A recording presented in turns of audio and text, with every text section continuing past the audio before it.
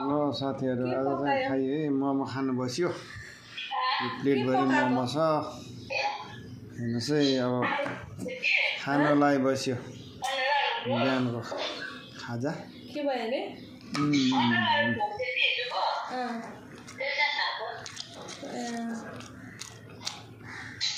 दामी रहेछ हेर्नुस् है एकदम